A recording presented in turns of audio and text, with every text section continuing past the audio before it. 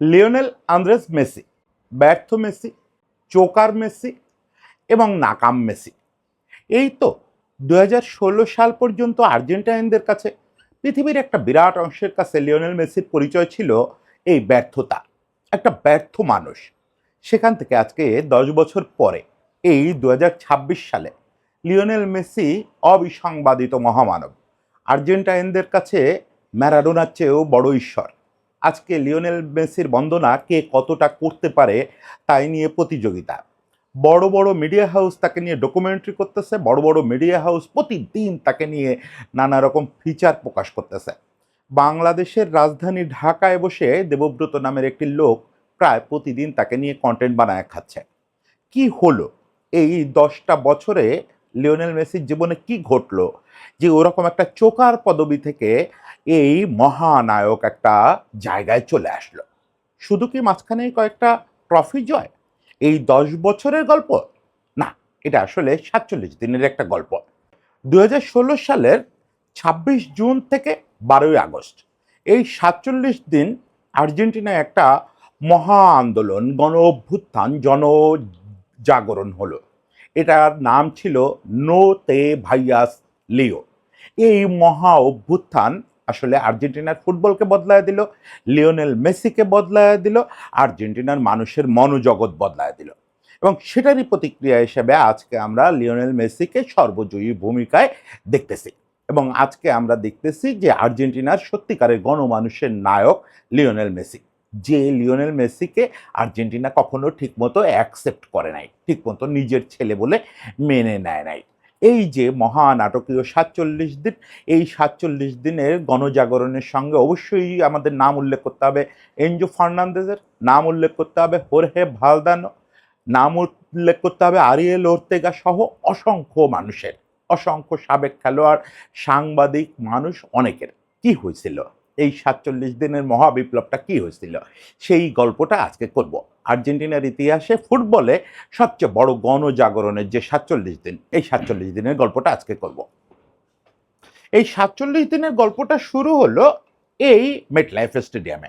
এই যে আর্জেন্টিনা স্পেনের বিপক্ষে ফাইনাল খেলতে নামবে নিউ জার্সিতে, এই মেটলাইফ স্টেডিয়ামে গল্পটা শুরু হলো 26 জুন রাতের বেলায়। 26 জুন রাতের বেলায় মেটলাইফ স্টেডিয়ামের প্রেস কনফারেন্স রুমে লিওনেল মেসি জানায় দিলেন তিনি আর জাতীয় দলের হয়ে খেলবেন না, তিনি অবসর নিয়ে নিচ্ছেন, আর তার পক্ষে সম্ভব না। তার খুব স্বপ্ন ছিল চ্যাম্পিয়ন হওয়া, কিন্তু সেটা তাকে দিয়ে হচ্ছে না, কারণ একটু আগেই চিলির বিপক্ষে হেরে আসছেন, কোপা আমেরিকার শতবর্ষী টুর্নামেন্টের ফাইনাল হেরে আসছেন, নিজে পেনাল্টি মিস করছেন। এই নিয়ে টানা 3 বছরে 3টা মেজরের ফাইনালে হারলেন। 2014 ফাইনাল বিশ্বকাপ ফাইনাল, 2015 কোপা আমেরিকা ফাইনাল, 2016 শতবর্ষী কোপা আমেরিকা ফাইনাল। অবসর নিয়ে নিলেন লিওনেল মেসি। এখান থেকে গল্পটা শুরু হলো। তবে গল্পটা এখান থেকে শোনার আগে আমাদের একটু আসলে ফ্ল্যাশব্যাকে যাওয়া দরকার, একটু এর প্রেক্ষাপটটা বোঝা দরকার যে কেন লিওনেল মেসি এই টুর্নামেন্টের ফাইনাল হেরে অবসর নিয়ে নিলেন। অনেকে তো তার জীবনে 3টা মেজরের ফাইনাল খেলারই সুযোগ পায় না। সেখানে লিওনেল মেসি 3টা ফাইনালে প্রায় একা দলকে টেনে তুলছেন, মার্জিনাল গোলে হেরে গেছেন, দুটো 1 গোলে হারলেন, একটা পেনাল্টিতে হারলেন।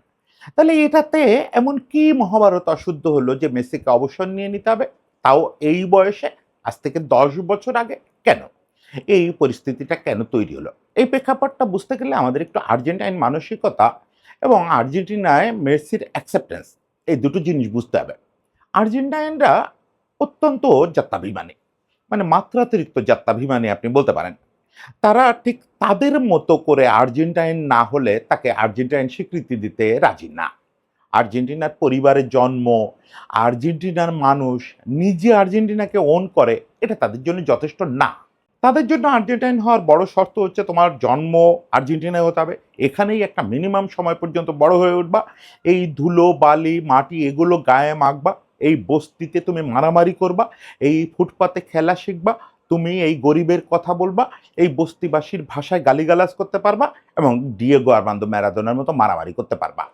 মানে তাদের প্রতীক হতে হবে। এটা না হওয়া পর্যন্ত তারা 16 আনা কাউকে ওন করতে পারে না। এই জায়গাটায় আটকে গেল লিওনেল মেসি। ম্যারাডোনা তো দূরে থাক, কার্লোস তেভেজ তো দূরে থাক, লিওনেল মেসি তো কেম্পেসও হতে পারলো না। মারিও কেম্পেস স্পেনে খেলতেন দীর্ঘকাল, কিন্তু মারিও কেম্পেস আর্জেন্টিনার ওই টোনে কথা বলতে পারতেন। যতই সুটেড বুটেড লোক হন না কেন, আর্জেন্টিনার ওই টোনটা বুঝতেন। কিন্তু লিওনেল মেসি ১৩ বছর বয়স থেকে এই স্পেনে, সে যে স্প্যানিশটা বলতো শুরুতে, সেটা ঠিক আর্জেন্টাইন স্প্যানিশ না। আপনারা নিশ্চয়ই জানেন, আমি একেবারে সম্মুখ অভিজ্ঞতা থেকে জানি, আর্জেন্টাইন স্প্যানিশ আর স্পেনের স্প্যানিশের মধ্যে আকাশ আর পাতাল পার্থক্য আছে। আমাদের চাটগাইয়া বাংলা বা সিলেটি বাংলা আর ঢাকার বাংলার মতো কতটা পার্থক্য না, ওদেরও সেরকম। ছেলেটা স্পেনে বড় হয়ে উঠছে, ও বার্সেলোনায় বড় হয়ে উঠছে, স্পেনের পত্রপত্রিকায় লেখা হয় আমাদের মেসি, ও লা মেসি আর মেসি, ও আমাদের মেসি না। মেসির সঙ্গে তারা একটা ভদ্রলোকের চুক্তি করার মতো একটা ভাব করলো যে মেসি আর্জেন্টিনায় খেলতেছে, এটা তারা কেমন যেন তাকে একটা সুযোগ দিচ্ছে, বিনিময়ে আমাদের ট্রফি জিতে দিতে হবে। তা না হলে তোমার সঙ্গে আমাদের কথা নেই, ওই ট্রফি জিতে দিয়ে চলে যাও, তুমি তোমার আর্জেন্টিনায় চলে যাও। এরকম একটা রিলেশন। এগুলো আপনার কাছে কল্পকথা মনে হতে পারে, কিন্তু আমাদের কাছে না কেন, আমরা চোখের সামনে এই ঘটনাগুলো দেখছি। ২০১২-১৩ সালের দিকে যখন লিওনেল মেসি পুরো পৃথিবী জয় করতেছে ক্লাব ফুটবলে, তখনই একবার আর্জেন্টিনার জরিপ হলো, দেখা গেল লিওনেল মেসি আর্জেন্টিনার জনপ্রিয়তম ৫ ফুটবলারের মধ্যেও নাই। অবশ্যই জনপ্রিয়তম জায়গাটা এখনো হয়তো দিয়েগো ম্যারাডোনার, কিন্তু সে ৫ জনের মধ্যেও নাই। কার্লোস তেভেজও তার চেয়ে অনেক উপরে আছে, মারিও কেম্পেসও তার চেয়ে অনেক উপরে।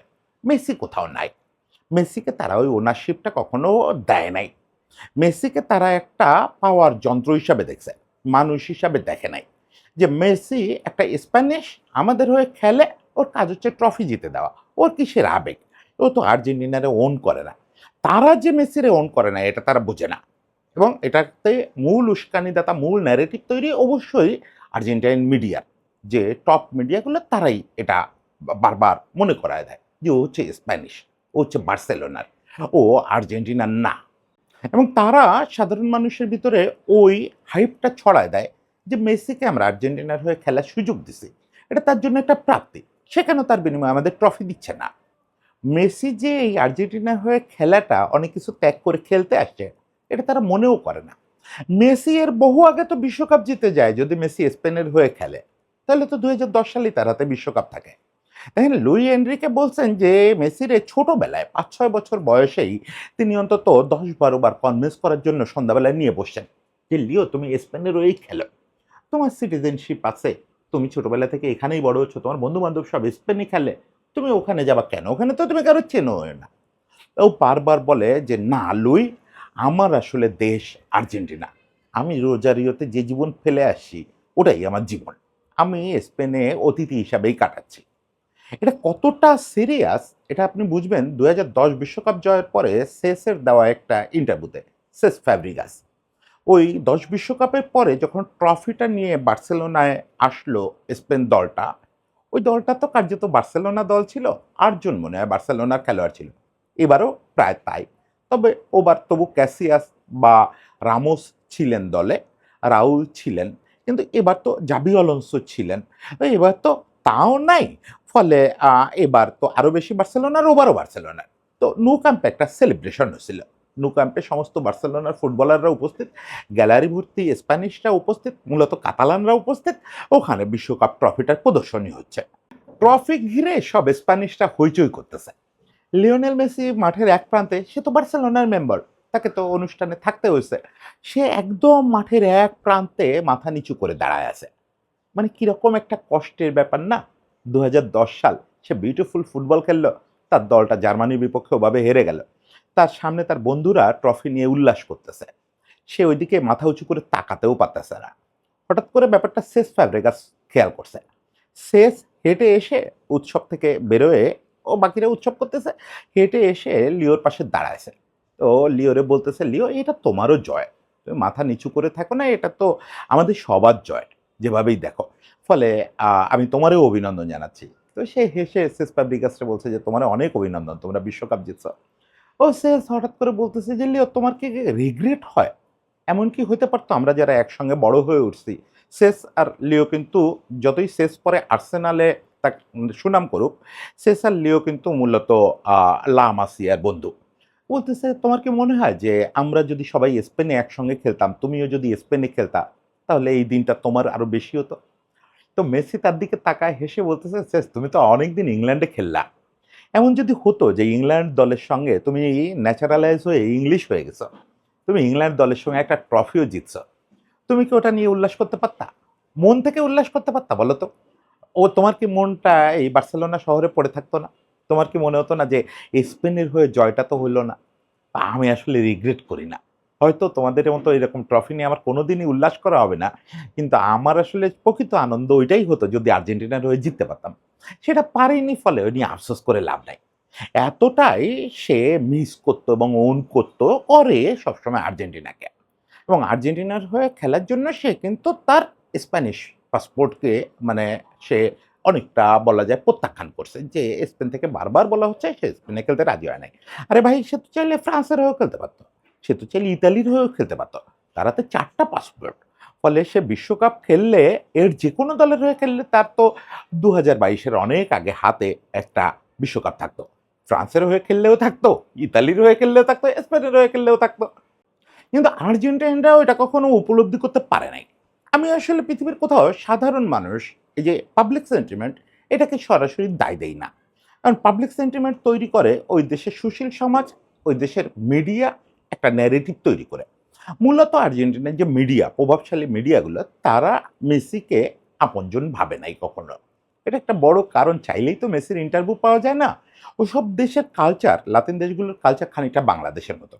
আমাদের এখানেও দেখবেন আমরা যারা সাংবাদিকতা করি, যে খেলোয়াড়টা আমার জন্য অ্যাক্সেসিবল সে আমার কাছে হিরো। যে খেলোয়াড়টা একটু কম অ্যাক্সেস দেয় তাকে আমরা চেষ্টা করি একটু ভিলেন বানায় রাখতে। ওখানে এটাও একটা বড় ভূমিকা পালন করছে। লিওনেল মেসিরে চাইলেই যে কেউ অ্যাক্সেস করতে পারে না। এখন ধরেন গাস্তুন এদুল চাইলেই তার বাড়ি চলে যেতে পারে। তখন সিনারিওটা এরকম ছিল না। ফলে লিওনেল মেসিকে একটু দূরের লোক বানায় রাখো। কিছু একটা হলেই ওকে ব্লেম করো যে ও দায়ী। এই দায়ী দায়ী খেলাটা শুরু হলো 2014 ফাইনাল থেকে। একটা লোক একা হাতে একটা টিমকে টেনে ফাইনালে তুলতেছে। ফাইনালে তোলার পরে মূলত সতীর্থদের পর্যাপ্ত সহযোগিতার অভাবে জিততে পারতেছে না, বা ভাগ্যের অভাবে জিততে পারতেছে না। এক গোলের হার, পেনাল্টিতে হার, এটারে আপনি কি বলবেন? ভাগ্যের কারণে জিততে পারতেছে না। কিন্তু প্রতিবারই এই হারের পরে বড় বড় করে হেডিং হচ্ছে মেসি পালাচ্ছে। তখন আর্জেন্টাইন মিডিয়ার ন্যারেটিভগুলো দেখেন যে মেসি নিজের বাঁচায় রাখে। কার জন্য? বার্সেলোনার জন্য। সে মেসি নিজের সেরাটা আর্জেন্টিনার হয়ে দিতে চায় না। যদি ইনজুরিতে পড়ে, ইনজুরি পথ থেকে বেঁচে থাকে, মেসি চোখ করে। বড় ম্যাচ আসলে সে তার সেরাটা দিতে ভয় পায়। যদি বার্সেলোনার হয়ে সেরাটা দিতে না পারে, মেসিকে একটা পলায়নপর এবং স্বার্থপর লোক হিসাবে চিহ্নিত করা শুরু হলো। 2014 ফাইনালের পরে হলো, 15 ফাইনাল পরে এটা অভিশপ্ত একটা রূপ ধারণ করলো। মেসির ওখানে যে আত্মীয় স্বজন, মেসির বউয়ের কিছু আউটলেট ছিল ওই ফ্যাশন ডিজাইনিংয়ের, মেসির বিভিন্ন আত্মীয় স্বজন থাকে রোজারিওতে, তাদের বাড়িতে হামলা করা, মেসির ওই বউয়ের আউটলেটগুলোয় হামলা করা, এটা সবচেয়ে বেশি সাফার করছে ডিমারিয়া। ডিমারিয়ার বোনের দোকানে কিডন্যাপের হুমকি দেওয়া, বোমা মারা, ওই হাত বোমা মারার ঘটনাটা মেসির আত্মীয় স্বজনের বাড়ির সামনেও হয়েছে। তারপরেও দুজনে বুকটা চেপে পরে টুর্নামেন্টটা খেলছে। আবারও যখন একই পরিণতি হলো, ডি মারিয়া মেসি দুজনকেই ওটা শুনতে হলো, ওই পরিস্থিতির মুখে পড়তে হলো। ইনফ্যাক্ট তারা ওইটা পড়ার আগেই রাতের বেলায় সিদ্ধান্ত নিয়ে নিল যে আমরা আর খেলবো না।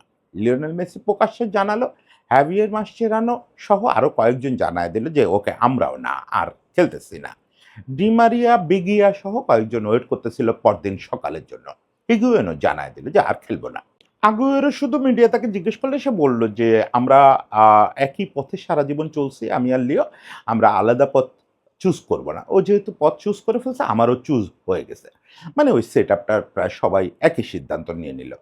এই সিদ্ধান্তটা নিল 26 জুন রাতের বেলায়। 27 জুন একটা তোলপাড় হয়ে গেল। মূলত দুটো লোক এই তোলপাড়ের সূচনা করলেন। সকালবেলায় হোর্হে ভালদানোর একটা ইন্টারভিউ প্রকাশ করলো টেলিগ্রাফ। হোর্হে ভালদানো আর্জেন্টিনার 1986 বিশ্বকাপ জয়ের অন্যতম নায়ক, ম্যারাডোনার খুব ঘনিষ্ঠ সহযোগী, সবচেয়ে বড় কথা ফুটবল বুদ্ধিজীবী হিসাবে পৃথিবীর অন্যতম বড় ফুটবল দার্শনিক। রিয়াল মাদ্রিদের যে গ্যালাকটিকো থিওরি, এই গ্যালাকটিকো থিওরির প্রবর্তক।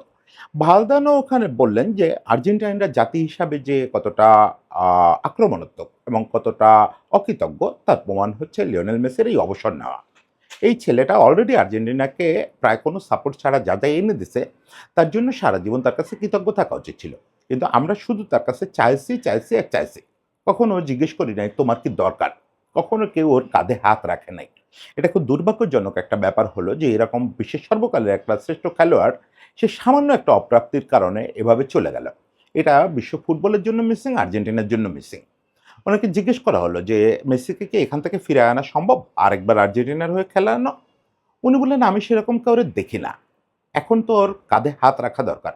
সাধারণ একজন মানুষ হলেও যদি ওর পাশে দাঁড়ায় বলে যে লিও আমরা তোমাকে মানুষ হিসাবে দেখি, আর্জেন্টাইন হিসাবে দেখি, তুমি ট্রফি এনে দিতে পারো না, কি হয়েছে, তুমি আমাদের হয়ে খেলছো, আনন্দ দিছো, এটা অনেক বড় ব্যাপার, আরও একটু আনন্দ দাও, এরকম বলার মতো কাউরে আমি দেখি না। উনি মানে পরিষ্কার বলে দিলেন যে আর্জেন্টিনার যেসব মহারথী খেলোয়াড় আছেন, সাবেক খেলোয়াড়, তারাও আসলে কেউ ওই দায়িত্ব পালন করবেন না। কিন্তু ভালদানোর এই অভিমান বা জাজমেন্টটা সত্যি ছিল না, ভালদানোর এই ভবিষ্যৎবাণীটা সত্যি ছিল না। আর কয়েক ঘন্টার ভেতরে আসলে মূল নায়কের আবির্ভাব হলো। 15 বছর বয়সী একটা কিশোর, যে তখন আর্জেন্টিনা জাতীয় দলের স্বপ্নই দেখে না, কেবল ক্লাবে টুকটুক করে খেলতেছে, এনজো ফার্নান্দেস।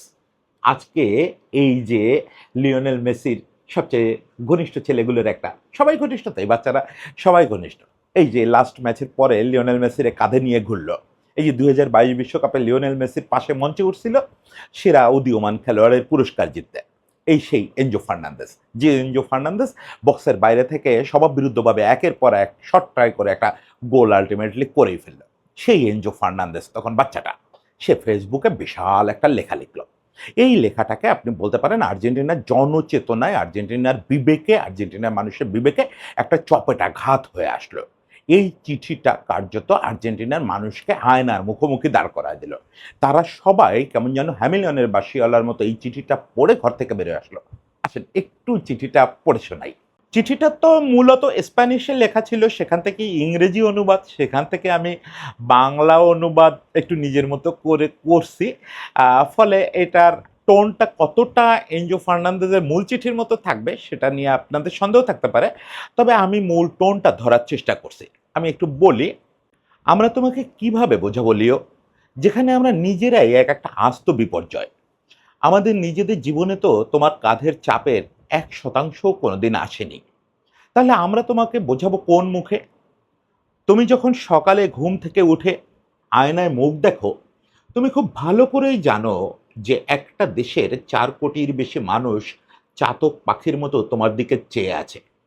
তারা শুধু এই চায় না যে তুমি মাঠে নেমে সবকিছু সুন্দরভাবে করো, বরং এক অদ্ভুত এবং হাস্যকর অধিকারবোধ থেকে তারা ধরেই নিয়েছে যে তোমার কাছে যে কোনো কিছু দাবি করার অধিকার তাদের আছে। তোমার কাছে তাদের একটাই পাওনা, ট্রফি। আমরা কেন বুঝতে পারি না যে তুমিও রক্তমাংসের একজন মানুষ? তোমার তুলনা ছাড়া কোনো প্রতিভা থাকতে পারে, তুমি এই গ্রহের সেরা ফুটবলার হতে পারো, দিন শেষে কিন্তু তুমি একজন মানুষই। হারের পর আমাদের মনে যে ক্ষোভ আর রাগ জন্মায়, তাই সেটার জন্য তো তুমি একা কোনোভাবে দায়ী নও। এই সহজ সত্যিটা বোঝার জন্য আমরা একটা মুহূর্ত থামি না, একটা মুহূর্ত ভাবি না যে এই মানুষটা আমাদের এত দিল, মানুষ হিসাবে তাকে একবার বিচার করি। আসলে ওই রাগ তো তোমার ওপর নয়, ওটা তো আমাদের নিজেদের জীবনের ব্যর্থতা আর অসফলতা থেকে আসা হতাশা। চলো না আমরা একবার আয়নার সামনে দাঁড়াই, নিজেদের একটা প্রশ্ন করি, যে ছেলেকে আমরা আসলে ঠিকমতো চিনতেই চেষ্টা করিনি, তার কাছে প্রতিনিয়ত যা দাবি করে বসি, নিজের জীবনের কাছে কি তার 1% কোনোদিন দাবি করতে পেরেছি? গোটা দুনিয়া যে তোমার প্রশংসায় পঞ্চমুখ, আমাদের কেন এটা দেখতেও এত গায়ে লাগে? যখন ছুটির দিনগুলোতে তুমি কোনো সৈকতে নিশ্চিন্তে শুয়ে বসে কাটিয়ে দিতে পারতে, তা না করে তুমি মাঠে নেমে ঘাম ঝরাচ্ছ, আমাদের এই জার্সিটার সম্মান রাখার জন্য লড়াই করছো। অথচ কিছু মানুষের সমস্ত মনোযোগ আটকে আছে অন্য জায়গায়। তুমি মাঠে কতটা দৌড়ালে, জাতীয় সঙ্গীত গাইলে কিনা, আমাদের ট্রফি জেতাতে পারলে কিনা। লিওনেল, তোমার যা ভালো লাগে তুমি তাই করো, কিন্তু প্লিজ প্লিজ দল ছেড়ে চলে যাওয়ার সিদ্ধান্তটা আরেকবার ভেবে দেখো।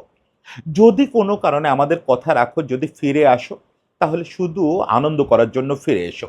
এই কাঠখোট্টা মানুষগুলো তোমার থেকে আনন্দটা কেড়ে নিয়েছে, সেটা ফিরে পাওয়ার জন্য ফিরে এসো। এই বিদঘুটে চাপের দুনিয়ায় তারা ফুটবল খেলার সবচেয়ে সুন্দর আর মহৎ জিনিসটাই কেড়ে নিয়েছে, খেলার নিখাদ আনন্দ। সেই আনন্দটা পেতে তুমি ফিরে এসো। আমাদের ট্রফির দরকার নেই, আমাদের লিওনেল আন্দ্রেস মেসির পায়ের জাদুর দরকার আছে। ছোটবেলায় তুমি যখন দেশের জার্সি গায়ে জড়ানোর স্বপ্ন দেখতে, তখন তো আনন্দ পাওয়ার জন্যই দেখতে। এই আকাশি সাদা জার্সিতে তোমাকে মাঠে দেখতে পাওয়াটাই আমাদের জন্য সবচেয়ে বড় গর্বের বিষয়। তুমি শুধু নিজের আনন্দের জন্য খেলো লিও, কারণ তুমি যখন মাঠে খেলাটা উপভোগ করো, তখন আমাদের যে কতটা আনন্দ হয় তা তুমি কল্পনাও করতে পারবে না। তোমাকে অনেক ধন্যবাদ। আর এই কাঠখোট্টা কোটি কোটি মানুষের সমস্ত ভুলের জন্য আমি ক্ষমা চাই। ক্ষমা করে দিয়ে লিও। কি অসামান্য লেখা, কি অসামান্য লেখা আপনি চিন্তা করেন। ১৫ বছর বয়সী একটা বাচ্চা, এটা যদি বোরহেস লিখতেন, এটা যদি তলস্তয় লিখতেন, তাও আমি বলতাম কম পড়ে গেল রে ভাই, কম পড়ে গেল। এত জীবনবোধ সম্পন্ন লেখা, আর্জেন্টিনার পুরো জাতীয়তারে বোঝানো একটা লেখা, সাধারণ মানুষের, যে কোনো তৃতীয় বিশ্বের যে কোনো দেশের সাধারণ মানুষের হতাশা, ব্যক্তি জীবনের হতাশা, সামষ্টিক হতাশা কিভাবে এই হিরোদের কাঁধে চেপে বসে, সেই জিনিসটা বোঝানোর মতো একটা চিঠি। এই চিঠি একটা আয়না, একটা জাতির জন্য একটা আয়না। সেই আয়নাই হয়ে দাঁড়ালো আর্জেন্টিনার জন্য। এই চিঠিটা কার্যত আর্জেন্টিনার বুদ্ধিভিত্তিক সমাজ, মিডিয়া এবং চিন্তাশীল মানুষদের একটা বিরাট ধাক্কা দিল। সবাইকে বলল যে আপনারা রাস্তায় নামেন, যা যথেষ্ট ভুল করে ফেলছেন, যা করার করে ফেলছেন, আর না, এখন আপনারা রুখে দাঁড়ান। আপনারা বলেন আমাদের ট্রফির দরকার নেই, আমাদের শুধু লিওনেল আন্দ্রেস মেসির দরকার। এ কথা নিশ্চিত করে বলা যায় না যে এনজো ফার্নান্দেজের এই চিঠিটাই আসলে আর্জেন্টিনাকে সত্যি সত্যি কাঁপায় দিল কিনা, কিংবা ওই মুভমেন্ট শুরু করলো কিনা। কিন্তু এনজো চিঠিটা দুপুরের পরপর পাবলিশ হলো, রাত হতে না হতে আর্জেন্টিনার মানুষরা সোশ্যাল মিডিয়া কাঁপায় ফেললেন। কেউ জাতীয় পতাকা এই লিখে নিয়ে এসে দাঁড়ালেন, কেউ ছেলের বুকে লিখে নিয়ে ছবি তুললেন, কেউ নিজের বুকে লিখলেন, কেউ প্লাকার্ড নিয়ে প্লাকার্ডে লিখে ছবি তুললেন। সবার লেখার ভাষা একটা, হ্যাশট্যাগ নো তে ভাইয়াস লিও, মানে যেও না লিও। এই শুরু হয়ে গেল পুরো আর্জেন্টিনা জুড়ে কাঁপাকাঁপি। এই জিনিসটা সবচেয়ে বেশি লাইমলাইটে আনলেন আরিয়েল ওর্তেগা, সেই আর্জেন্টিনার এক সময়ের নায়ক। ওর্তেগা এই জিনিসটা, এই হ্যাশট্যাগটা ইউজ করে লিখলেন যে আমি চাই আর্জেন্টিনার প্রতিটা মানুষ রাস্তায় নেমে আসুক। তারা এই শব্দগুলো বলুক যে যেও না লিও, তারা বলুক যে লিও আমরা শুধু তোমাকে দেখতে চাই। ওর্তেগার এই আহ্বানটা বিরাট একটা রোল প্লে করলো। সাধারণ মানুষ তো করতেছিল, স্বতঃস্ফূর্তভাবে করতেছিল। সঙ্গে সঙ্গে ওর্তেগার এই আহ্বানের পর আমরা দেখলাম যে পাবলো আইমার থেকে শুরু করে সমস্ত সাবেক ফুটবলাররা, জানেত্তি, হুয়ান রোমান রিকুলমে এবং ৮৬ বিশ্বকাপ জয়ী দলের বাকি সদস্যরা, মানে ভালদানোর সতীর্থরা, বুরুচাগা, গয়কোচিয়া, খোদ ডিয়েগো আর্মান্দো ম্যারাডোনা, ম্যারাডোনা খুব ক্ষুব্ধ প্রতিক্রিয়া জানালেন। ওই হ্যাশট্যাগ তো ম্যারাডোনার হ্যান্ডেলেও দেওয়া হলো, ম্যারাডোনা অ্যাডমিনরা ওই হ্যাশট্যাগ পোস্ট করলো। ম্যারাডোনা মিডিয়াতে কথা বললেন, তিনি বললেন যে আমরা জাতি হিসেবে অকৃতজ্ঞ। ভালদানো ভদ্র ভাষায় বলছিলেন, তিনি মানে ম্যারাডোনার ভাষায় বললেন যে এটা হতে পারে না, লিওর একটা দেশ মিস করতে পারে, লিওর মতো আর্জেন্টাইন কজন আছে? আমরা বলি লিও আর্জেন্টাইন না, কে কে আর্জেন্টাইন বুকে হাত দিয়ে বলো। আসলে এই সবার এই কথাবার্তা মানুষকে কাঁপায় দিল। পরবর্তী ২-৩ দিনে আর্জেন্টিনায় যে ঘটনাগুলো ঘটলো সেগুলো অবিশ্বাস্য, অকল্পনীয়, টোটাল সিনেমা। পরদিনই, মানে এটা আমি বলতেছি ২৬ জুন অবসর নিল, ২৭ জুন এই আন্দোলন শুরু হলো, ২৮ জুনে তারকারা প্রতিক্রিয়া দেখাতে শুরু করলেন, সাবেক তারকারা। ২৯ তারিখ নাগাদ রাষ্ট্র পর্যন্ত কেঁপে গেল, মানুষজন রাস্তায় নেমে আসছে। প্রথমে বুয়েনোস আয়ার্সের দুটো কর্তৃপক্ষ স্বাধীনভাবে এই সিদ্ধান্ত নিল। প্রথম হচ্ছে ট্রাফিক ডিভিশন। ট্রাফিক ডিভিশন সিদ্ধান্ত নিল প্রতিটা সিগনালে যত লাইট আছে, এলইডি লাইট আছে, সবগুলাতে এলইডি লাইটের নর্মাল যে বা এই সতর্কবাণী প্রদর্শন হয় ওটা বন্ধ হয়ে যাবে। সব জায়গায় ওই একটা বাক্য প্রদর্শন করা হবে, নো তে ভাইয়াস লিও। প্রত্যেকটা ট্রাফিক সাইনে এটা প্রদর্শন শুরু হলো। একই সিদ্ধান্ত নিল বুয়েনোস আয়ার্স মেট্রো রেল ডিভিশন। তারা তাদের প্রত্যেকটা মেট্রো স্টেশনের এলইডি স্ক্রিনে অন্য সব তথ্য সরায় দিয়ে এই নো তে ভাইয়াস লিও লেখা চালানো শুরু করলো। সব জায়গায় ওটা স্ক্রলের মতো চলতেছে, লিও যেও না। সমস্ত আর্জেন্টিনা একটা স্বতঃস্ফূর্ত আন্দোলনে পরিণত হলো। বুয়েনোস আয়ার্সের মেয়র এই আন্দোলনে অংশ নিলেন। তিনি ওই দিনই বুয়েনোস আয়ার্সের খুব গুরুত্বপূর্ণ একটা জায়গা, যে জায়গায় আর্জেন্টিনার জাতীয় বীরদের মূর্তি স্থাপন করা হয়, ওখানে লিওনেল মেসির একটা মূর্তি অবমুক্ত করলেন, উন্মোচন করলেন। এবং উন্মোচন করে ওখানে দাঁড়ায় উনিও এই স্লোগান দিলেন, স্লোগান দিয়ে বললেন যে আপনারা কাতারে কাতারে রাস্তায় নেমে আসেন। সবাই রাস্তায় নেমে আসেন। শুধু বুয়েনোস আয়ার্স না, আমি পুরো আর্জেন্টিনাকে অনুরোধ করতেছি আপনারা যার যার জায়গায় বাড়ি থেকে বেরোয় আসেন, বেরোয় এসে স্লোগান দেন। যারা বুয়েনোস আয়ার্সে আছেন তারা এই অবেলিস্কের পাশে আসেন, এখানে এই মূর্তির সামনে ছবি তোলেন, ছবি তুললে পোস্ট করেন এবং সেখানে লেখা থাক নো তে ভাইয়াস লিও। পরদিনই বা ওই দিনই প্রেসিডেন্ট মারিসিও মাক্রি এই আন্দোলনে যোগ দিলেন। তিনি লিখলেন, এই লিওনেল মেসিকে নিয়েই আমরা সবচেয়ে বেশি গৌরবান্বিত। সে আমাদের সর্বোচ্চ সম্মান এনে দিচ্ছে, সে আমাদের হয়ে খেলে, এটাই আমাদের জন্য বড় প্রাপ্তি। আকাশি সাদা জার্সির জন্য বিরাট প্রাপ্তি। তিনিও ওই হ্যাশট্যাগ ইউজ করলেন। ততক্ষণে সারা দেশে বিপ্লব হয়ে গেল। ওই দিন সন্ধ্যাবেলায় আমরা আরেকজন লোকের কাছ থেকে এই হ্যাশট্যাগটা দেখতে পেলাম। একজন অখ্যাত মানুষ, বুঝলেন, এই যাদের নাম বললাম এরা মহা মহা তারকা। কেউ বিশ্বকাপ জিতছে, কেউ বিশ্বকাপ না জিতলেও চ্যাম্পিয়ন্স লিগ জিতছে, অমুক তমুক জানেত্তির মতো বিরাট বিরাট মানুষ না, পাবলো আইমার, রবার্তো আয়লা, ওর্তেগা, এরা বিশ্বকাপ না জিতলে অনেক কিছু জিতছে। আর বুরুচোগা, ম্যারাডোনা, ভালদানো এরা তো অনেক বড় কিছু জিতছে। কিন্তু একজন অখ্যাত মানুষ জীবনে তেমন কিছু জেতেন নাই। আর্জেন্টিনার দলের হয়ে অল্প কয়েকটা ম্যাচ খেলছেন, কেউ তেমন চেনে না। ও তখন একটা অখ্যাত দলের কোচিং করে বেড়ান ওই ইয়েতে, স্পেনে, এবং তাও সহকারী কোচ। এরকম একটা লো প্রোফাইল মানুষ একটা স্ট্যাটাস দিয়েছিলেন, একটা ছবি পোস্ট করে। সেখানে লিওনেল মেসিকে কয়েকজন ডিফেন্ডার ঘিরে রাখছে, মেসি তার ভিতর থেকে বেরোয় আসতেছে বলটা নিয়ে। ওই ছবিটা পোস্ট করে তিনি লিখছিলেন যে এই ছবি আসলে সব বলে দেয়, নোতে ভাইয়াস লিও, লিও যেও না। লোকটার নাম লিওনেল স্কালোনি। সেই লিওনেল স্কালোনি পরবর্তীতে মেসির সঙ্গে হাতে হাত রেখে সব সাফল্য এনে দিয়েছেন। সেই এনজো ফার্নান্ডেজরা, যারা ওই মুভমেন্টটা শুরু করছিল, যারা রাস্তায় নামছিল অল্প বয়সী বাচ্চারা, এনজো ফার্নান্দেজ, লাউতারো, জুলিয়ান আলভারেজরা, যারা এই আন্দোলনটার প্রাণ ছিল, তারা সেই মেসির পাশে দাঁড়ায় বিশ্ব জিতছে। আজকে 2026 সালে সেই এনজো ফার্নান্দেজ সেমিফাইনাল জেতার পরে ওই লিওনেল মেসিকে কাঁধে নিয়ে ঘুরে বেড়ায়। ওই রকম একটা মানুষকে কাঁধে নিয়ে সে ঘুরে বেড়ায়। তার মুখে একটু কষ্ট ফুটে ওঠে না, শারীরিক কষ্ট, বরং সে খুব আনন্দিত সে মেসিকে নিয়ে ঘুরে বেড়াইতে পারতেছে। সেই সময়ের কুটি রোমেরো আজকে ম্যাচ শেষে গিয়ে লিওনেল মেসিরে খুব সংকোচ ভরে বলে যে, লিও, সামনের ম্যাচটাও যদি আমরা তোমাকে জিতে দেই, মানে ফাইনালটা, তাহলে কি তুমি আর কয়েকটা বছর আমাদের সঙ্গে থাকবা?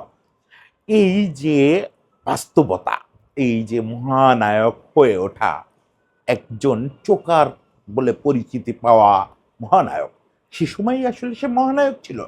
সেখান থেকে মহানায়ক স্বীকৃতিটা পাওয়া, সত্যিকারের মূর্তিতে পরিণত হওয়া, 4-4টা ট্রফি জেতা, দ্বিতীয় বিশ্বকাপের ফাইনালে ওঠা, টানা দ্বিতীয় বিশ্বকাপের, 39 বছর বয়সে এসে পৃথিবীর সব রেকর্ড বুড়ায় মুচড়ায় দিয়ে বিশ্বকাপের সর্বসেরা মহানায়ক হয়ে ওঠা, এই সব কিছুই মূল কৃতিত্ব লিওনেল মেসির পায়ের জাদুর। কিন্তু এর নেপথ্যে আছে ওই ৪৭ দিনের সিনেমাটা, যেটার পরিণতি পেল 12ই আগস্ট। এদগার্দো বাউসা, তিনিও কিন্তু ম্যারাডোনার সতীর্থ, 86 টিমের। বাউসা অল্প কিছুদিনের জন্য দলের দায়িত্ব নিয়েছিলেন, দল সামলানোর জন্য। তিনি বার্সেলোনায় গিয়ে মেসিকে এই পুরো পরিস্থিতি দেখান যে, দেখো কি হচ্ছে, তুমি আমার সন্তানের মতো, আমি তো কখনো কোথাও সামনে আসি না, আজকে শুধু তোমাকে ফিরাইতে আসছে। আমি এই যে অল্প একটু সময়ের জন্য দায়িত্ব নিচ্ছে, কোনো একজন কোচের দায়িত্ব নেবে, তুমি জাতীয় দলের জার্সিটা ছেড়ো না। এটা আমাদের পুরো প্রজন্মের অনুরোধ, কয়েক প্রজন্মের অনুরোধ। ফিরে আসলো 12ই জুন উরুগুয়ের বিপক্ষে, আবার সেই জার্সিটা পরে লিওনেল আন্দ্রেস মেসি মাঠে নামলো। এর মাঝখানে 47 দিনে একটা সিনেমা হয়ে গেল। সেই সিনেমাটার ফল আজকে আমরা দেখতে পাচ্ছি। আমরা যেন যত কিছুই হয়ে যাক, এই ফাইনালে মেসি হারুক জিতুক, যা খুশি হতে পারে, মেসি আর একটা ম্যাচও খেলুক বা না খেলুক, যা খুশি হতে পারে, আমরা যেন এই 47 দিনকে ভুলে না যাই। আমরা যেন এনজো ফার্নান্দেজ, হোর্হে ভালদানো, আমরা যেন এই লোকগুলোকে ভুলে না যাই। আমরা যেন Lionel Scaloni, Pablo আইমার, Ariel Ortega, যারা মাঠে নামছিলেন সেই সময় মেসিকে ফেরানোর জন্য, তাদের ভুলে না যাই।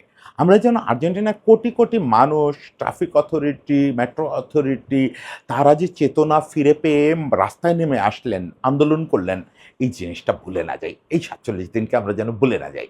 এই 47 দিন পৃথিবীর ইতিহাসে অমর 47টা দিন হয়ে থাকবে। সবাইকে শুভেচ্ছা, সবাই ভালো থাকবেন।